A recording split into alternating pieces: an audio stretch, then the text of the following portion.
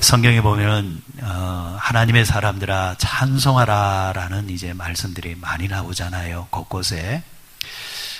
찬송이 노래가 주는 유익이 참 큰 것 같아요.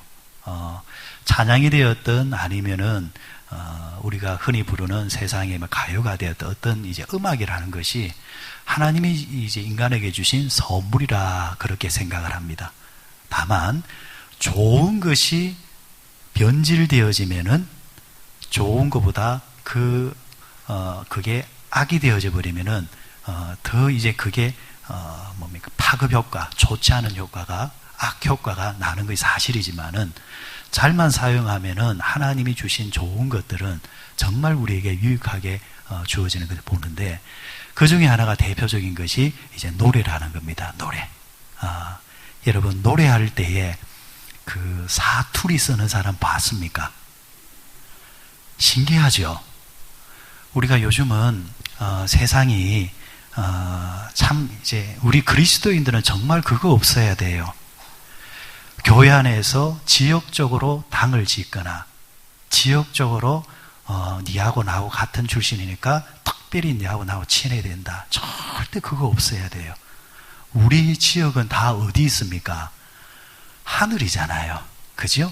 땅의 것을 자꾸 가지고 지연을 엮으면 안 된다라는 이야기입니다.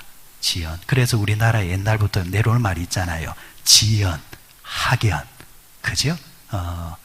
이제는 그 21세기 중반 후반으로 넘어가면은 이제 이런 구도가 깨어진다라는 이야기도 있지만은 어쨌거나 그런데 음악은 신기하게도 말을 들어보면은 사투리가 없어요. 사투리. 제가 밖에 나가서 여러분들하고 이야기해 보면은 자기 딴에는 참 지역에 그걸 하려고 하는데 딱 들어보면은 한 단어에서 영락 없이 나와요. 저도 그렇거든요. 여러분 제가 사투리 쓰는 것 같아요? 표준말 쓰는 것 같아요? 저는 표준말이거든요. 저는 표준말인데 사람들은 표준말이 아니래요. 아니라니까 아닌 줄 알지만은 제 나름대로는 표준말은 D가 올라가면 되거든요. 안녕하세요 이러면 되는데 그런데 제가 아무리 그래도 어색하다라는 거예요. 예를 들면은 이제 전라도 분들은 말을 딱 들어보면은 전라도 분들이 말을 잘 사용하면은 표준말에 가까워요. 그런데 잘 들어보면은 아무리 감춰도 이래요. 우리는 그러잖아요. 저쪽으로 갑시다 이러면은 그분들이 이래요. 저기로 갑시다. 그럼 이제 대부분 표가 나요. 강원도 사람, 그죠? 충청도 사람 다 색깔이 있는데 희한하게도 노래를 부르면은 그런 색깔이 전혀 안 나온다라는 거예요. 그러니까 노래는 모든 것을 아우르고 하나 되게 하는 힘이 있더라라는 이야기. 그래서 교회는 각양각색의 사람들이 모여 있지만은 찬송으로 하나 되어지고 찬송으로 하나 되어지는 힘이 있다라는 겁니다. 그리고 또 하나 제가 알아낸 게 뭐냐면은 여러분 그 말을 더듬는 분들이 있죠. 그런데 그분들도 노래할 때는 절대로 안 더듬어요. 신기하죠? 말을 할 때는 말이 더듬어지는데 노래를 부르면은 더듬는 게 하나도 없어요.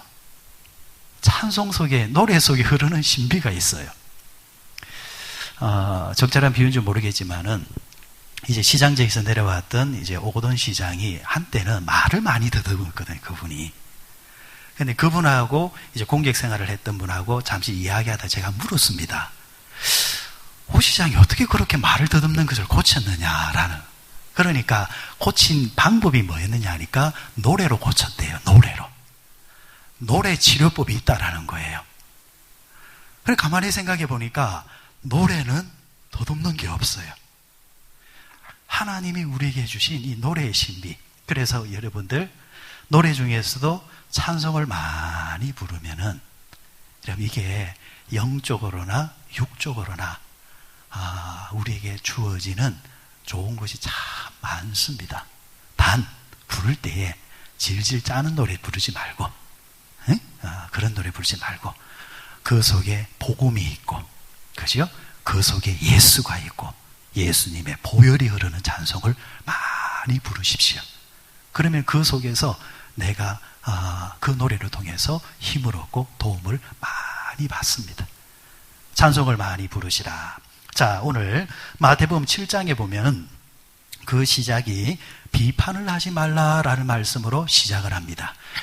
자, 마태복음 5장, 6장, 7장을 가리켜서 산상수훈, 예수님께서 산에서 하나님의 사람들에게 말씀, 주옥 같은 말씀을 가리켰던 말씀, 5장, 6장, 7장인데 5장을 여러분 시작했던 것을 뭘로 시작했던 기억나십니까?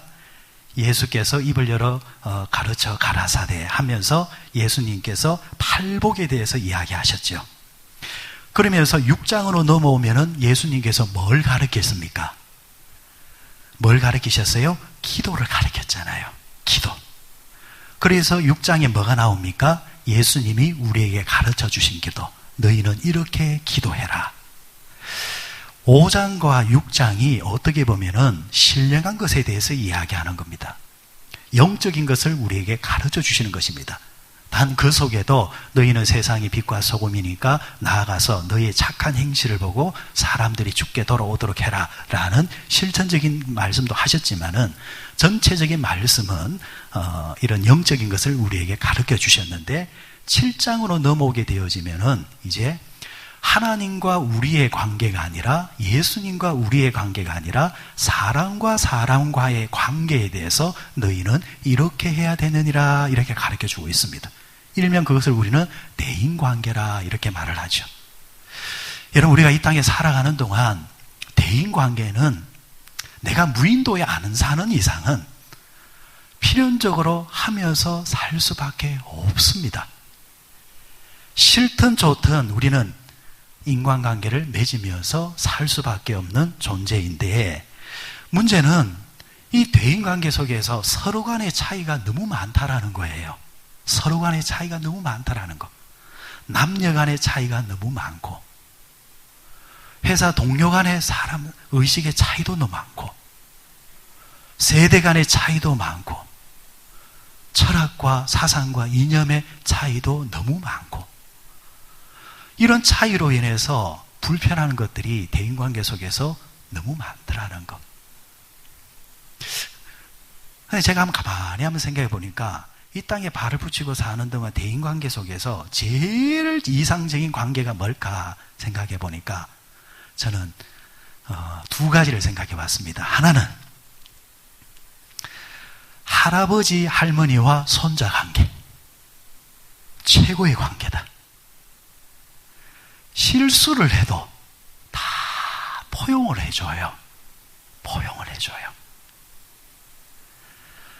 손자 손녀들은 그러지요. 할머니 할아버지한테 뭐 받으면 엄마 아빠한테 말하지 마세요. 그럼 할머니가 그래. 그 관계 속에서는 이해가 되고 용서가 되고 왜? 이 한쪽이 다 받아주거든. 다 받아주거든. 여러분 대인관계를 한번 보세요. 대인관계가 불편하지 않고 좋은 관계는 한쪽이 다 받아줘 버리면 문제는 할 게 없어요. 문제는 할 게 없어요. 그러니까 손자, 손녀, 그 할아버지 할머니 관계는 그런 관계이기 때문에 그런 문제가 발생하지 않으니까 그 관계는 늘 좋더라는 거. 좋더라는 거. 그죠? 부모 자식보다도 그 윗대 관계가 더 좋은 거죠. 그렇잖아요. 제가 보니까 그렇더라고요. 또 하나의 관계가 있습니다. 이거는 대인 관계를 해야 되나? 애완견하고 주인하고 관계. 한번 보세요. 이 주인이 여러분 예를 들어서 개가 집에서 5년을 6년을 살았어요. 사람이 5, 6년을 살았는데 똥오줌을 못 가린다. 어이구 내 새끼야. 어이구 아니죠. 야단을 치고 어쨌거나 네가 어떻게 인간 되려고 그러냐. 근데 가만히 보니까요. 집에서 키우는 개는 용서를 해줘요. 내 쫓지를 안 해요. 받아줘요. 그러니까 가만히 보니까 사람은 그런 관계 손자, 손녀, 할머니, 할아버지, 그리고 이 애완견 관계. 그런데 그 외의 모든 관계들은 크고 작게 갈등이 항상 있더라는 거예요. 항상 있더라는 것. 자, 이런 이제 갈등 속에서 우리가 살아갈 수밖에 없는데, 그렇다고 한다면은 이런 갈등 속에서 살아갈 때 우리가 뭘 조심해야 되느냐? 오늘 성경은 딱 이렇게 말합니다. 비판하지 마라.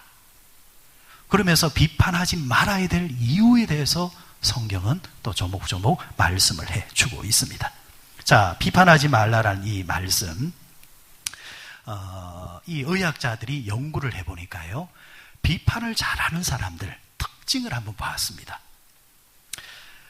데이비드 핑크라는 유명한 신경학자 박사인데, 신경 과민증에 걸려 있는 1000명을 이제 하고 그런 거하고 전혀 관계없는 보통의 사람 1000명하고 이렇게 비교 분석을 해보았다고 합니다. 놀라운 것은 정말 이제 99% 신경 과민증이 있는 사람들이 공통적으로 하는 게 뭐냐니까 비판을 잘한다라는 거예요. 그런데 보통의 사람들은 약간 불평은 나오지만은 상대를 비판할 정도로 그렇게까지는 하지 않더라는 겁니다. 날카롭게 판단하고 비판하는 사람들이 공통점이 거의다가 신경 과민증을 가지고 있는 사람이더라는 겁니다. 그러면은 나 자신을 한번 생각해 볼 때에 스스로가 비판을 잘하고 그런 쪽에 있는 사람은 내 신경이 좀 과민하다, 그렇게 생각하면 됩니다. 의학적인 통계입니다. 그럼 예수님은 우리에게 왜 비판하지 말라고 했을까? 첫째는 우리는 저울질을 할 수 있는 능력이 없기 때문이다. 저울질을 할 수 있는 능력이 없기 때문이다. 자, 이렇게 비유를 들으면 될 것 같습니다. 이탈리아에 가면은 피사라는 동네가 있습니다. 피사 하면은 유명한 건물이 하나 있죠. 뭡니까? 피사의 사탑. 피사라는 동네의 대성당에 종탑이 하나 딱 있는데,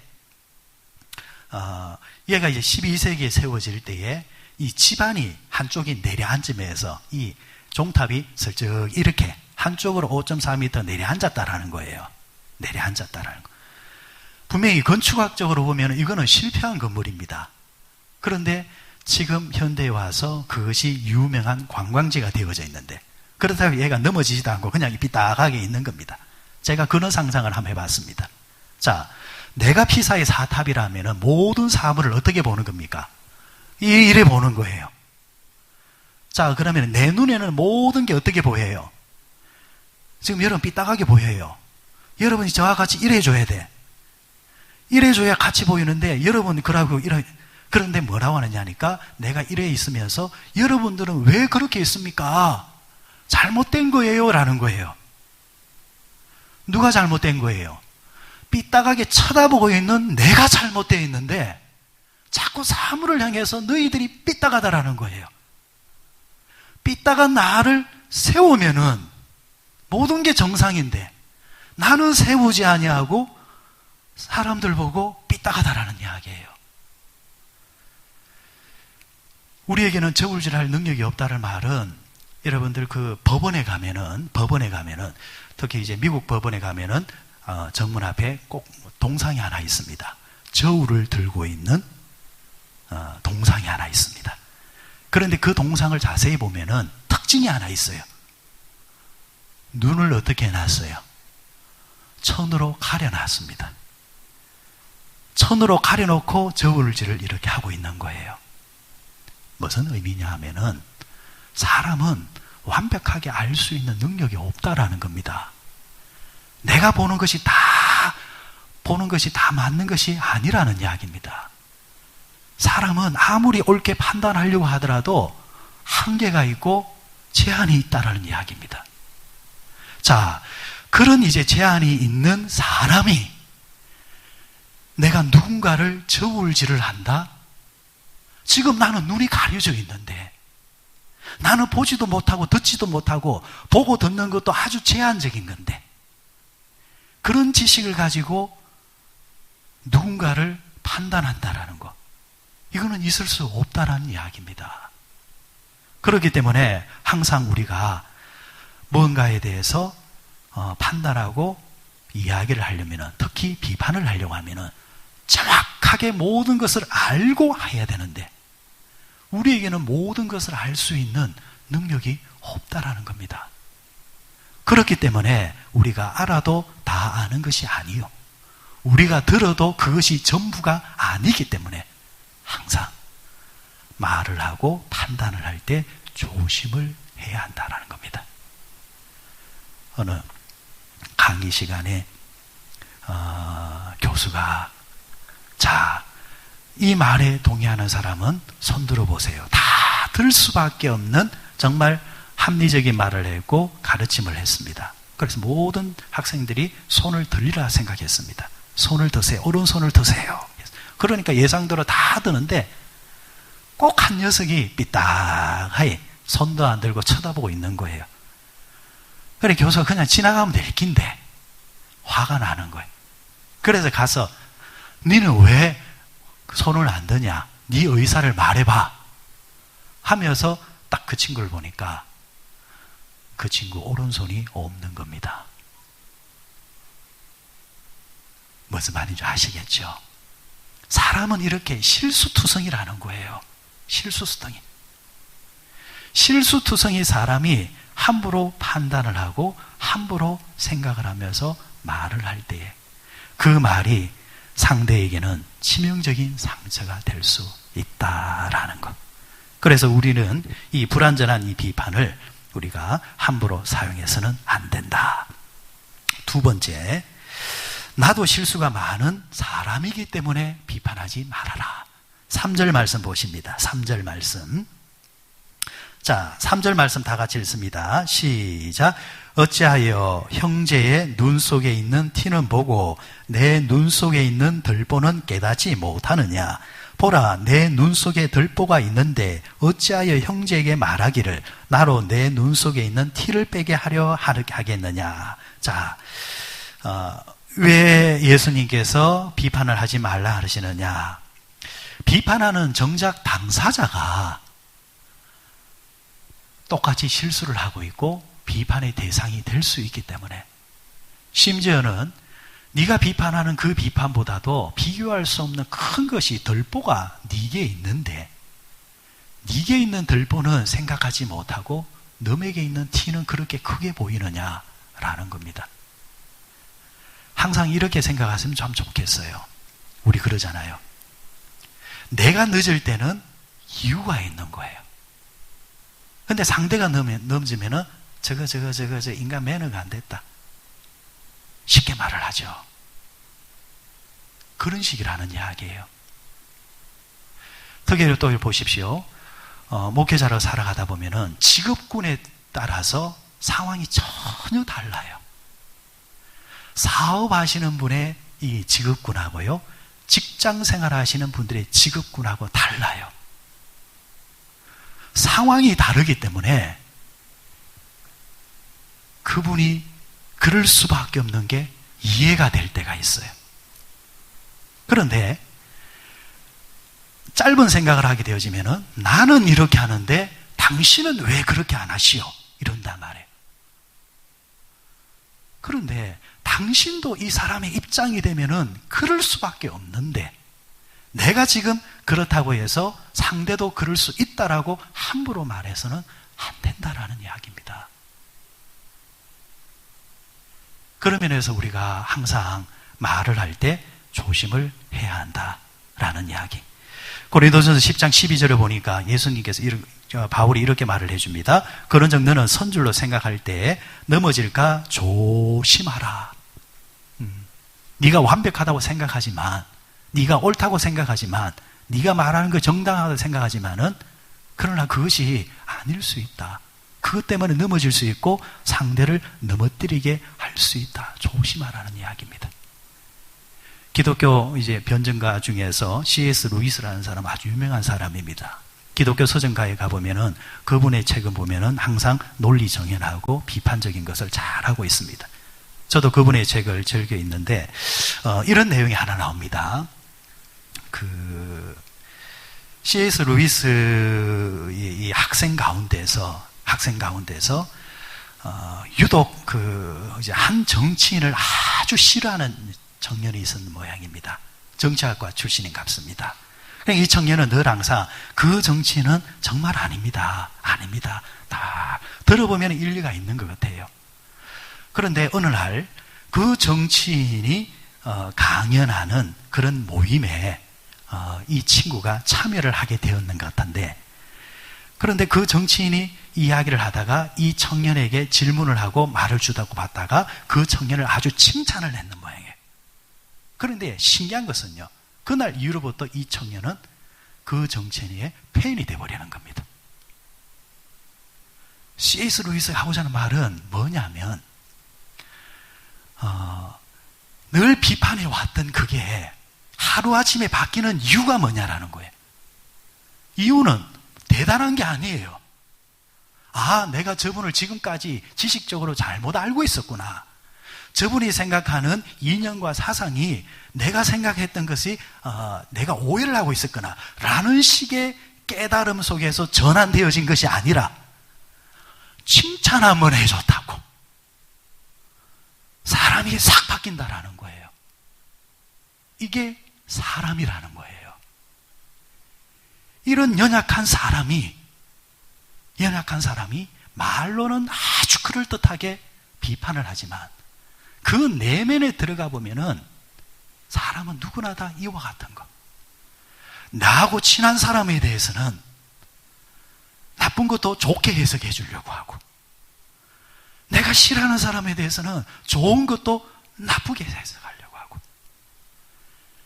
여러분, 이런 눈으로 세상을 한번 보십시오. 세상이 지금 그렇잖아요. 내가 좋아하는 사람은 잘못돼도 이유가 있을 거야. 아이고, 그런 죄 안 짓고 사는 사람 누가 있어?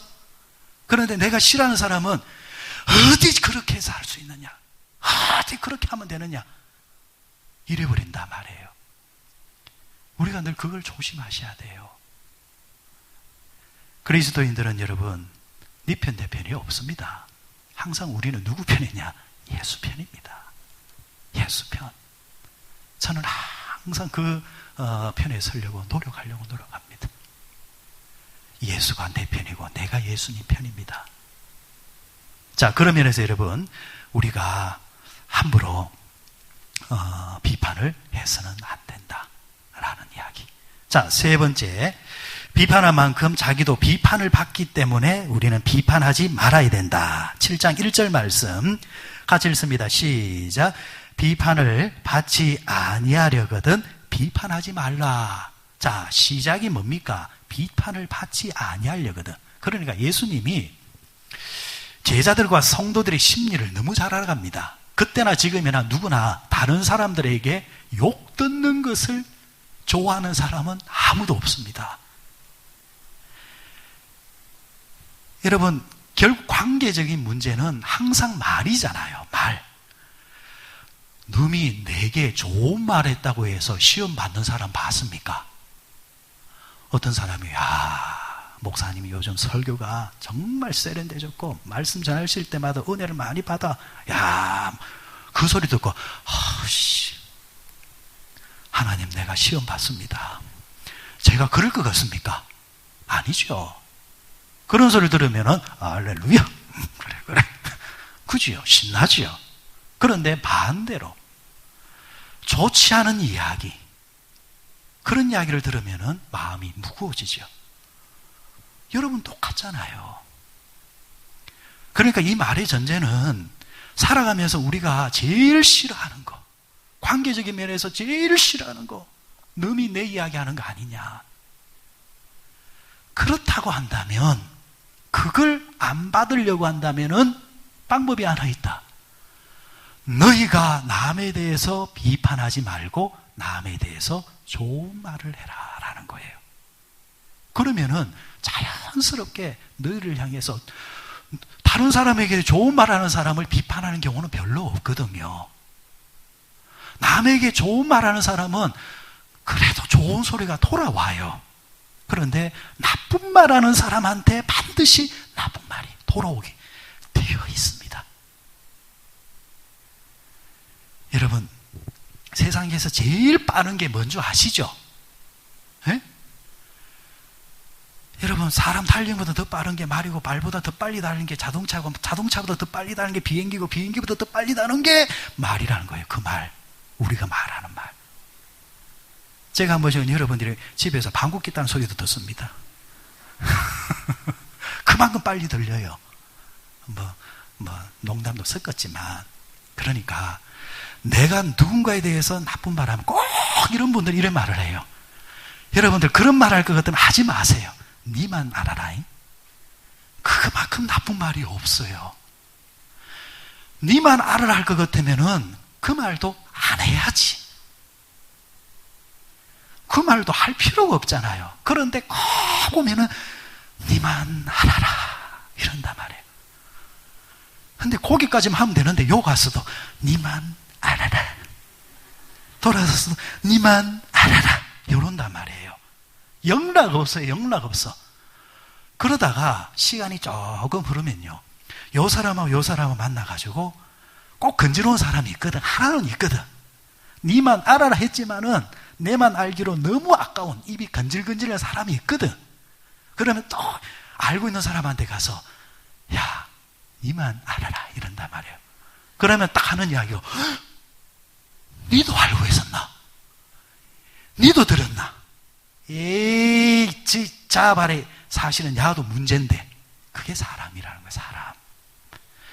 근데 그런 이야기의 대부분이 뭐냐면은, 야, 요번에 김집사 아들 서울대 갔다 하더래. 그런 이야기는 아니에요. 그런 이야기는 니만 알아라 말 안 해요. 꼭 니만 알아라는 이야기는 누군가에 대한 흠에 대한 이야기예요. 좋지 않은 그 이야기예요. 그러되면은 말들이 이게 한 번, 두 번, 세 번 되면요, 사람들은 어떤 이제 지식을 갖게 되느냐 하니까, 아, 저 사람은 항상 니만 알아라 하면서 그런 말들을 잘하는 사람이구나. 야, 저 사람하고 말 잘못 섞었다가는 다음에 내가 그 주인공이 될 수 있거나, 요게 딱 만들어지게 됩니다. 사람들이 바보가 아니라는 이야기예요. 그러면서 자연스럽게 그 말을 했던 사람이 사람들이 상대를 잘 안 하려고 합니다. 그리고 자기 자리를 잃어버리게 됩니다. 그리고 나중에 뭐라고 말하느냐 하면은 시험 받았다 하면서 그곳을 떠난다고 해요. 제가 그런 걸 볼 때마다 안타까워요. 항상 핵심이 뭐냐니까 말이고, 그 말이 뭐냐면은 남에 대한 흠입니다. 그래서 남에 대한 흠의 이야기를 잘하는 사람 치고 오래가는 사람 못 봤고 끝이 좋은 사람 못 봤습니다. 오래가고 끝이 좋은 사람은 말을 하되, 말 안 하면 또 재미없잖아요. 말이 있어야죠. 말을 하되 좋은 이야기, 누군가에 대해서 좋은 이야기를 들으면 그 좋은 이야기를 업시켜가지고 전달해 주는 사람, 그런 사람이 흥이 나게 하는 사람이고, 그런 사람이 행복하게 해주는 사람이에요. 그런 사람은 오래오래 가고, 그런 사람이 칭찬받게 되어져 있습니다. 여러분, 교회에서 항상 좋은 말을 하려고 하고요, 그리고 대접을 받고 싶고 존중을 받고 싶고 또 인기를 받고 싶으면 내가 방법 딱 하나 가르쳐 줄게요. 좋은 말 하면서 돌아다니세요. 그러면요, 어느새 그 사람이 참 인기가 있는 사람 되어 있어요. 반대로 나쁜 말 하면서 돌아다니는 사람은 처음에는 인기 있어요. 원래 안 좋은 것이 처음에는 입에 달거든. 달다 보면은 그게 재밌거든. 그런데 그게 반복되면은 마음을 근심케 하기 때문에 보통의 사람은, 바른 영을 가진 사람은 그게 싫다라는 걸 느끼기 시작합니다. 어느 시기가 지나가면은 그런 불량식품을 전해주는 사람은 결국 낙오자가 되어지고 따돌림을 받게 되어져 있습니다. 그래서 항상 여러분, 내가 비판을 하게 되어지면은 나도 비판을 받게 된다. 그런데 비판을 워낙 많이 해놓으면은 그게 같이 뭉쳐서 돌아올 때는 나는 오랫동안 뿌려놨기 때문에 거둘 때는 한복에 거둘 때 보면은 그게 감당하기 힘들 정도로 돌아온다라는 거. 좋은 것도 30배, 60배, 100배로 돌아오지만 나쁜 것도 30배, 60배, 100배로 돌아온다라는 거. 그래서 내가 비판받지 않게 하기 위해서 항상 남을 비판하지 말아라 라는 말씀이 되겠습니다. 네 번째, 한 가지만 더 보도록 하십시다. 왜 우리가 비판을 하지 말아야 되느냐? 예수님께서 모범이 되어 주셨기 때문입니다. 베드로전서 2장을 한번 가보도록 하십시다. 베드로전서 2장 말씀 한번 찾아보십시다. 베드로전서 2장 23절 말씀. 자, 찾았으면은 우리 다 같이 한번 읽도록 하십시다. 2장 23절 380페이지 시작. 욕을 당하시되 맞대어 욕하지 아니하시고 고난을 당하시되 위협하지 아니하시고 오직 공의로 심판하시는 이에게 부탁하시며. 자, 예수님께서 욕을 당하시되 맞대어 욕하지 않았다 했습니다. 오는 말이 나빠요. 내게 오는 말이 나빠요. 내가 먼저 하지 않았는데 상대가 내게 먼저 해서 내가 기분 나쁠 수 있어요. 그런데 그럴 때 예수님은 어떻게 했습니까? 맞대어 욕하지 않았다. 맞대어 욕하지 않았다. 그리고 고난을 당하시되 위협하지 않았다. 그리고 어떻게 하셨습니까? 뒤에 뭐라고 하셨어요? 오직 공의로 심판하시는 이에게 부탁하시며. 오직 공의로 심판하시는 분이 누굽니까? 하나님에게. 예수님께서 일일이 대항하지 아니하시고 내게 욕을 하거나 내게 뭘 하거나 그래도 그거 다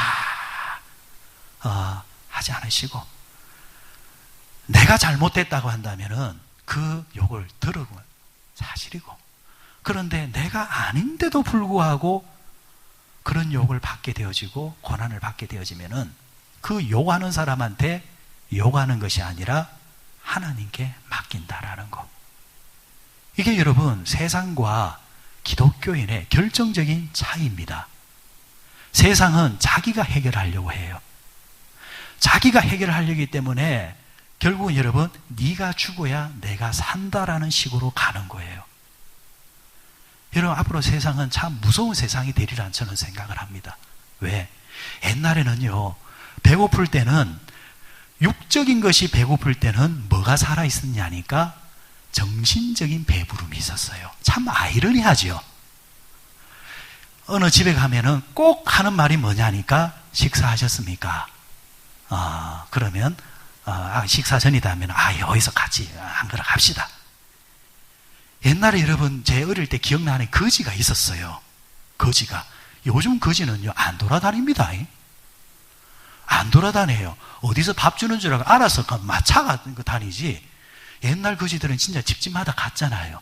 그리고 집 주인이 없으면은 빨리 늘어있는 흙 걷어가기도 하고. 기억 안 나십니까? 다들 좋은 데 살아 그런가 모르겠다만은 제 그런 기억이 나요. 그렇지만 그렇게 살아도 정이라는 게 있었단 말이에요. 저녁에 이 여름날에 더운 날에 에어컨이 어디 있습니까? 선풍기 하나 딱 있으면은 집안에 있으면은 가족들이 한 방에 다 누워 자면은 선풍기가 뺑 돌잖아요. 뺑 돌면은 좀 머리가 잘 돌아가는 사람은 뺑 돌아 잠시 멈추는 그 자리 딱 가가지고 딱 들어 누운단 말이에요. 왜? 조금이라도 더 오래 있으니까 그 자리에 오래 있으니까. 그러면서도 그 더운데 그래 다 살았어. 그리고 밥을 먹을 때나 또 뭐 음식을 해가지고 뭐 과일 수박 하나 썰으면은 옆집에 갖다 줘라, 뭐 할머니 집 갖다 줘라, 뭐 이런 식으로 살았다. 근데 요즘은 사람과 관계를 안 하려고 하잖아요. 문 딱 끌어 잠그고 뭐 하고 있어요? 욕하고 있는 거예요. 그러니까 개인화 시대는 가면 갈수록 가속화될 거예요. 가면 갈수록 가속화됨으로 통해서 사람에게 있어서 정의라는 게 없어지는 거예요. 그런데 역으로 육은 풍부해졌는데 이 정신이 이 고갈되면서 옛날에 없던 문제가 자꾸 발생. 그래서 내게 조금이라도 손해를 입히는 사람, 내게 조금이라도 해를 가는 사람에 대해서는 용서하지 않는 시대가 된단 말이에요. 우리는 요즘도 어디 가게 가가지고 1,000원짜리 한 장 사면서 카드를 못 내밀겠어요. 미안해가지고. 근데 어디 이제 떡볶이집에 애가 하나 먹는데 한번 봤어요. 보니까 그거 하나 먹으면은 1,000원이에요. 1,000원. 근데 1,000원인데 하나 먹고 카드를 딱 주는 거예요. 그래 애가 가고 난 다음에 제가 물었어요. 얘들은 하나 먹고도 카드를 내밉니까? 아유, 그건 아무것도 아닙니다. 카드 내밀고 국물은 5잔 마시고 그래 갑니다라는 거예요. 우리는 미안해서 못하는 거예요. 그러면 미안하면 어떻게 하는 거예요? 하나 먹을 것도 4개 싸주세요. 왜? 하나 먹고 국물 5잔 마시면은 컵도 그래 하는데 이 집이 손해잖아. 그러니까 그 사람한테 손해를 안 주려고 우리가 조금 더 하려고 하는 게 있단 말이에요. 그러나 시대가 이제는 당신이 손해가 되든 안 되든 간에 내 권리만 주장하겠다라는 거예요. 그러면서 조금만 자기에게 손해가 온다 싶고 그러면은 이유막론하고 고발해버리고 고소해버리고 그러면 통해서 그 사람이 얼마나 손실을 입고 타격을 받을 거야 생각 안 한다라는 거예요. 이게 이제 세상이라는 거예요. 이런 세상에서 살기 때문에 비판하는 것은 더 가속화되는 거지. 나하고 조금만 다르면 여유 없이 무조건 나쁜 거예요. 세상에 완벽하게 옳은 것이 어디 있습니까? 항상 중간이라는 게 있잖아요. 그런데 요즘은 중간이라는 걸 다 없애버렸어요. 그래서 여러분 그렇기 때문에 비판, 우리가 교회 안에서 생활할 때도 이 부분을 조심하자라는 거예요. 세상은 하나님을 안 믿는 사람이기 때문에 악한 문화를 기반으로 하기 때문에 원래 그렇게 갈 수밖에 없는 존재지만 그러나 우리는 예수 그리스도의 복음이 흐르고 있는 자들이라고 한다면 저들과 다른 뭔가가 있어야 된다라는 거. 다른 부분에 있어서는 우리가 열심히 살아가고 그리고 계산도 분명하지만은 그러나 복음을 위해서 예수님을 위해서 신앙을 위해서 이 가치가 있다고 한다면 그 속에서 손해볼 줄도 알고 낮아질 줄도 알고 때로는 알아도 모른 척할 줄도 알고 이길 수 있지만은 져줄 줄도 알고 이런 넉넉함이 우리에게 좀 있자라는 거예요. 그럴 때 이 교회라는 것이 좀 아름답지 않겠습니까? 다옹 여기서 네가 잘나니 내가 잘나니 해서 이기면 뭐 하겠습니까? 이겨서 좋을 거 하나도 없습니다. 오히려 이 안에서 저 주는 사람이 나중에 보면요 참 집사님 괜찮은 사람이다. 사람들이 다 압니다. 말을 안 할 뿐이지. 그래서 정말 지혜로운 사람은 의도적으로 멍청해지는 사람이라는 말을 합니다. 그 사람이 멍청해서 멍청이 아닙니다. 알기에 알지만은 모른 척하기 위해서 일부러 멍청해주는 거예요. 그러면서 내 주변의 사람들이 숨을 쉬게 만들어주는 겁니다. 숨을 쉬게 될 때에 냉정하게 판단하고 했을 때보다도 그런 부드러움을 통해서 더해지는 역사들이 훨씬 나타나는 것. 이제 그런 것들이 교회 생활할 때 우리가 누려야 될 또 축복이라 그렇게 생각을 합니다. 오늘 예배드리고 있는 우리 사랑하는 성도 여러분들, 예수님께서 우리를 비판하셔서 판단하셨다고 한다면 용서받을 수 있는 사람이 누가 있겠습니까? 예수님은 이제 그런 은혜로 우리에게 베풀어 주셨으니까 너희들도 비판하지 마라. 여러분 정말 죽을 죄가 아니라고 한다면 여러분들 비판하지 마시고 또 용서하시고 정말 용서가 안 되는 문제라고 한다면 기도하십시오. 누구한테? 하나님께. 그러면 길고 짧은 걸 다 대보면요 참 신기한 것은 시간이 지나면 다 드러나게 하시고 또 하나님께서 내가 다치지 아니하면서 하나님 방식으로 해결해 주는 것을 정말 많이 경험하게 됩니다. 하나님께서 우리와 함께 하신다 생각하시면서 예수님께서 본을 보이셨듯이 우리도 비판하지 아니하고 살아가는 우리 성도들 되시기를 주의 이름으로 축원드립니다.